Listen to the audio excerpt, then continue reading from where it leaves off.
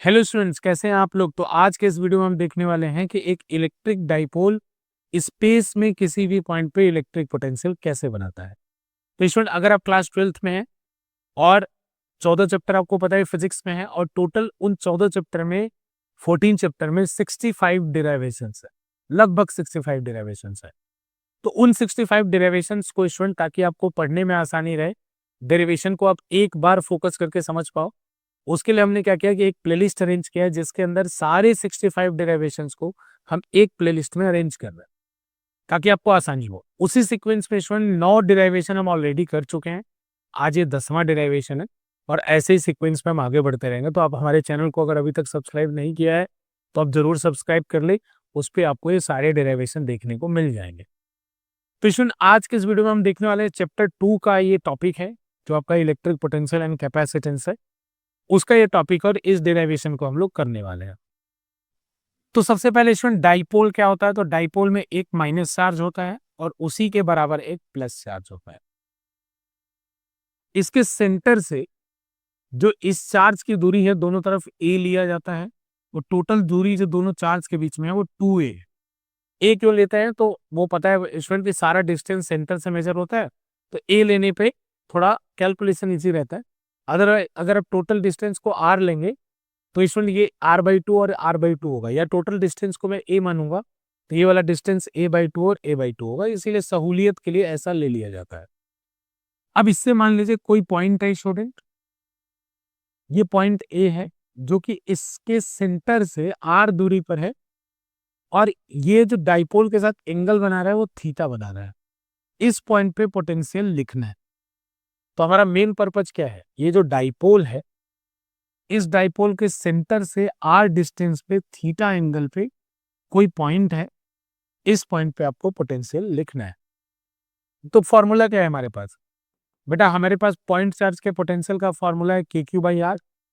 और आप जानते हैं कि इसमें Q को हम क्या पुट करते हैं विद साइन। डायग्राम क्या होता है, Q ये होता है, R ये होता है। तो Q को हम लोग क्या पुट करते हैं विद साइन। अगर प्लस चार्ज है तो प्लस पोटेंशियल बनाएगा, माइनस चार्ज है तो माइनस पोटेंशियल बनाएगा। तो इस सिचुएशन में भी मुझे वही फॉर्मूला लगाना पड़ेगा। तो अगर मैं वही फॉर्मूला लगाता हूँ स्टूडेंट, तो मुझे डायरेक्ट डिस्टेंस चाहिए इस चार्ज से इस पॉइंट का। तो क्वेश्चन में तो गिवन नहीं, अपनी तरफ से मान लेते हैं। अपनी तरफ से माना स्टूडेंट कि ये वाला डिस्टेंस जो है वो r1 है और इस वाले चार्ज से इस वाले पॉइंट का डिस्टेंस मान लेते हैं r2। अपनी तरफ से हमने मान लिया r1 और r2, ठीक है। तो पोटेंशियल लिखना शुरू करते हैं स्टूडेंट। अगर आप पोटेंशियल लिखेंगे, मैं डिलीट कर रहा हूं, अगर आप पोटेंशियल लिखेंगे तो क्या लिखेंगे, ए पॉइंट का पोटेंशियल VA होगा KQ/R1, KQ/R1, क्योंकि पॉइंट चार्ज से उसकी दूरी R1। इसका कितना लिखेंगे माइनस KQ/R2, माइनस क्यों आया बेटा, Q को माइनस साइन के साथ पुट करेंगे आगे आके माइनस हो जाएगा, तो KQ/R2। अब एक काम करिए, KQ कॉमन ले लीजिए। अगर आप इसमें KQ कॉमन लेंगे तो यहाँ बचेगा स्टूडेंट 1 - R1 और यहाँ बचेगा 1 - R2। इतना मैं उम्मीद करता हूँ आपको समझ में आ गया होगा। अब एक काम करिए स्टूडेंट, एलसीएम ले लीजिए। एलसीएम लेने के बाद आएगा KQ R2 - R1 upon R1 R2, R2 - R1 upon R1 R2। अब मुझे करना क्या है, यहाँ पे करना है कि R1 और R2 को R और थीटा के टर्म में रिप्लेस करना है। मतलब R1 को भी मुझे R और थीटा के टर्म में लिखना है और R2 को भी मुझे R और थीटा के टर्म में लिखना है। क्यों, क्वेश्चन में R1 R2 नहीं दिया था, ये आपने ड्रॉ किया था, तो वो क्वेश्चन से हटना चाहिए। तो इसके लिए मैं क्या करता हूँ स्टूडेंट, एक अजीबोगरीब कंस्ट्रक्शन लेकिन करते हैं, थोड़ा कलर चेंज कर लेते हैं। तो इस पॉइंट से ये जो चार्ज है इसके ऊपर इस लाइन पे परपेंडिकुलर ड्रॉ कीजिए। तो ये जो इसको कट कर रहा है, मान लीजिए पॉइंट M है और ये पॉइंट N, ये पॉइंट M है और ये पॉइंट N है। तो बाई कंस्ट्रक्शन, सॉरी बच्चों, बाई कंस्ट्रक्शन मैं ये बोल सकता हूं कि AN और ये R1 बराबर हो गए। AN जो होगा बच्चे देखो, A से लेके N की जो दूरी होगी और इस पॉइंट से इसकी दूरी, क्योंकि 90 डिग्री पे ये दोनों लगभग बराबर होंगे। कौन सी दूरी? ए से लेके एन तक और ये R1, क्योंकि ये 90 मैंने यहाँ प्लेस किया, तो ये यहाँ से लेके यहाँ तक की दूरी ये और ये तीनों लगभग बराबर होंगे। और ये क्योंकि इसमें बहुत स्मॉल स्केल पे चीजें होती है, तो ये तीनों बराबर हम कंसीडर कर लेंगे। तो यहाँ पे जो an होगा वो किसके इक्वल आ जाएगा? R1 के। तो स्टूडेंट जब an जो है यहाँ से लेके यहाँ तक जो an था वो R1 हो गया, तो ये वाला डिस्टेंस किसके इक्वल होगा? यानी इस पॉइंट से लेके इस पॉइंट तक का डिस्टेंस किसके इक्वल होगा? R2 minus R1। कैसे कैसे कैसे कैसे? देखो बच्चों, ये डिस्टेंस R1 था, तो बाई कंस्ट्रक्शन ये वाला डिस्टेंस R1 हो गया। यहां से लेके यहां तक का डिस्टेंस क्या था? R2। बेटा यहां से लेके यहां तक का डिस्टेंस क्या था? R2। यहां से लेके यहां तक का डिस्टेंस इसके इक्वल आ गया, तो ये कितना हो गया? R1। तो बेटा यहां से यहां तक R2 था, यहां से यहां तक R1 था, तो ये बचा कितना? ये जो डिस्टेंस बचा ये कितना बचा? R2 minus R1। तो R2 माइनस R1 बचा। अच्छा, एक और बात कि बेटा देखो, ये एंगल अगर थीटा है तो ये वाले एंगल को भी मैं थीटा एज्यूम कर रहा हूं। क्यों एज्यूम कर रहा हूं? बोलोगे क्या सर, सब मैथ फिजिक्स का वाट लगा दिया आपने, ये दोनों थीटा सेम कैसे हो सकता है? अब इसको मैं समझाता हूँ एक एग्जांपल से, समझना बेटा। जनरली जो डाइपोल होता है ना, बहुत छोटा होता है। जैसे HCl का एक मॉलिक्यूल भी डाइपोल है। HCl का एक मॉलिक्यूल डाइपोल है, तो बहुत छोटा, सोचो ना, HCl का मॉलिक्यूल बहुत छोटा है, चार्ज खुद में छोटा होता है। अब उनके बीच के डिस्टेंस की बात कर रहा है, तो जनरली ये बहुत छोटा होता है। तो जैसे एग्जांपल मैं आपको समझाऊं कि मान लीजिए आपके घर के आसपास दो डिस्टेंस है, वो लगभग 1 किलोमीटर के इक्वल है। 1 किलोमीटर की दूरी पे है दो पॉइंट। जैसे मैं अभी यहाँ कोचिंग में खड़ा हूँ, श्री राम एजुकेटर में, यहाँ से एक सोसाइटी है इरोज संपूर्णम, जो कि 1 किलोमीटर की दूरी पे है। तो अगर मैं यहाँ से मून का डिस्टेंस मेजर करूं और उस इरोज संपूर्णम सोसाइटी से मून का डिस्टेंस मेजर करूं, तो नियरली सेम आएगा क्या? तो यानी अगर इसको फील करना है, तो फील करने के लिए थोड़ा और छोटा बनाते हैं।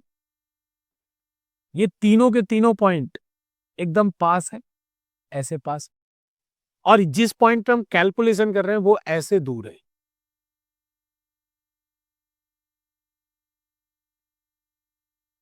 ऐसे दूर है। तो बेटा ये जो एंगल ऑफ टिल्ट है, ये एंगल ऑफ टिल्ट जो इसके साथ है, वो तीनों के लिए लगभग मैं सेम मान सकता हूँ।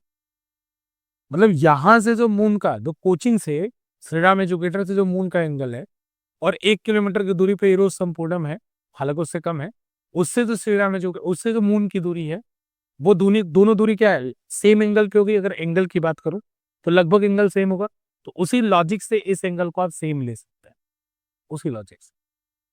ये आपको वाहियात सी बात लग रही होगी, लेकिन ये बात सही है, कोई दिक्कत नहीं है ऐसे एजम्पशन में।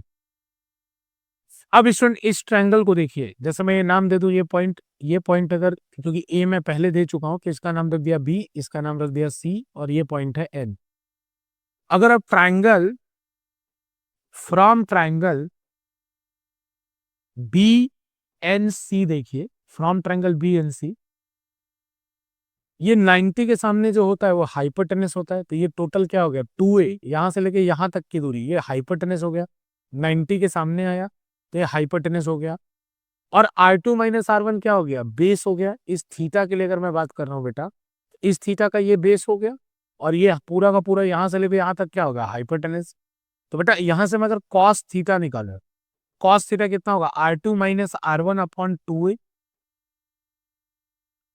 R2 minus R1 upon 2a होगा, क्यों? क्योंकि ये बेस था, ये हाइपोटेनस था। बेस कितना है? R2 minus R1। तो कॉस थीटा क्या होता है? Base upon hypotenuse. और 90 के सामने वाला क्या होता है? हाइपोटेनस। तो R2 माइनस R1 आ गया। तो बेटा अगर आप इसको सॉल्व करोगे तो R2 माइनस R1 को मैं क्या लिख सकता हूँ? R2 माइनस R1 को मैं लिख सकता हूँ 2a कॉस थीटा। एक तो ये कर लिया। देखो शोइंग, अब ये डिफरेंस आ गया। अब लगभग इन तीनों को मैं बराबर लिख सकता हूँ। कैसे? तो बोलोगे सर यहाँ क्यों नहीं बराबर लिख लिया आपने? तो इसमें जैसे मान लो एक डिस्टेंस है 1.99, एक डिस्टेंस है 2.01। तो अगर मैं 1.99 इंटू 2.01 को, तो इसको मैं लगभग 2 स्क्वायर के इक्वल लिख सकता हूँ क्या? मैं पूछ रहा हूँ बस आपसे, लिख सकता हूँ। लेकिन अगर इनका डिफरेंस निकालो तो डिफरेंस 0.02 आएगा। तो जैसे आप बोलोगे कि सर जब R1 R2 इक्वली मान लिया तो इसको भी 0 कर दो, तो इसको 0 नहीं किया, क्यों? क्योंकि डिफरेंस स्मॉल स्केल पे चीजें हो रही है। यहाँ पे अगर 2 स्क्वायर की जगह कुछ ऊपर नीचे भी होगा, जैसे या 4 की जगह 4.01 आ गया या कुछ और, तो उससे बहुत फर्क नीचे नहीं पड़ेगा, लेकिन ऊपर इस नंबर से फर्क पड़ेगा, 0.02 से फर्क पड़ेगा, क्योंकि स्टूडेंट यहाँ पे चीजें बहुत स्मॉल स्केल में हो रही है। ये वाला जो डिस्टेंस है, जो डिफरेंस है, बहुत स्मॉल स्केल में है, लेकिन ये जो डिस्टेंस है वो लार्ज स्केल में है। तो अगर 4.01 है तो उसको मैं 4 लिख सकता हूँ, यहाँ पे 0.02 आया उसको मैंने एज इट इज लिख दिया। बस ये समझने के लिए बता रहा हूँ स्टूडेंट, ताकि आप चीज को फील कर पाओ। तो यहाँ से इसी एनालॉजी को यूज करके स्टूडेंट R2 माइनस R1 को मैंने 2a cos थीटा लिख लिया, और R2 माइनस R1 की जरूरत थी मुझे, देखिए यहाँ R2 माइनस R1 चाहिए, और मुझे क्या चाहिए? R1 R2। तो बेटा R1 is nearly equal to R2 is nearly equal to R कर लिया। बेटा ऐसा मैं इसलिए कर पाया because point is very far. मैंने मान लिया कि पॉइंट क्या है? बहुत दूर है, वेरी फार, यानी R की value greater greater than A है, तब मैंने ऐसा मान लिया। अब स्टूडेंट बस पोटेंशियल का फॉर्मूला आ गया, VA इक्वल टू कितना हो जाएगा? VA इक्वल टू आ जाएगा KQ, R2 माइनस R1 की जगह क्या लिख लूंगा? 2a cos थीटा, और this divided by R1 R2 की जगह क्या लिख लूंगा? R स्क्वायर, क्योंकि R1 भी R के इक्वल है और R2 भी R के इक्वल है, तो R स्क्वायर। और स्टूडेंट आप जानते हैं, नहीं जानते हैं तो याद रखिएगा कि Q इंटू 2a जो होता है वो P के इक्वल होता है, तो वही आंसर आ जाता है KP cos theta upon R square. तो बच्चों ये पोटेंशियल का फॉर्मूला है VA equal to KP cos theta by R square. तो इसको एक बार ठीक ठीक से समझ लीजिए, क्योंकि ये डिराइवेशन वाली बात थी। थोड़ा सा न्यूमेरिकल पॉइंट ऑफ व्यू से भी समझा देता हूँ कि अगर कोई डाइपोल है -Q और +Q, इसके सेंटर से थीटा एंगल पे और R डिस्टेंस पे आपको पोटेंशियल निकालना है। ये पॉइंट ए है कि इसका पोटेंशियल होगा KP cos theta upon R square. आप इसको डॉट प्रोडक्ट के फॉर्म में भी चाहिए तो लिख सकते हैं, वो क्या आएगा? K into P dot are cap upon R square. अगर इससे आपको दिक्कत होती है तो छोड़ दीजिएगा, ये याद रखिएगा। दूसरी बात स्टूडेंट, अगर क्वेश्चन पूछे कि एक्सियल पॉइंट पे पोटेंशियल बताओ, ये पॉइंट यहाँ पे आ गया एक्सियल पॉइंट, ये पॉइंट कौन सा कहलाता है? Axial point.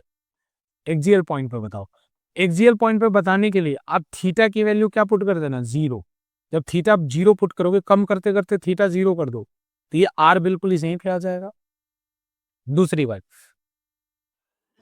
तो यानी एक्सियल पॉइंट पे निकालने के लिए थीटा की वैल्यू 0 पुट कर देंगे, ठीक है? तो क्या फॉर्मूला आ जाएगा? V का फॉर्मूला आ जाएगा KP cos 01 होता है KP by R square. Equatorial के लिए, इक्विटोरियल कौन सा पॉइंट होता है बेटा? ये वाला पॉइंट होता है जो 90 डिग्री पे होता है एक्सिस के साथ। तो इक्विटोरियल अगर पॉइंट है तो उसके लिए थीटा क्या पुट होगा स्टूडेंट?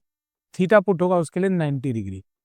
90 डिग्री तो 90 पुट करोगे तो cos 90 क्या होता है? 0।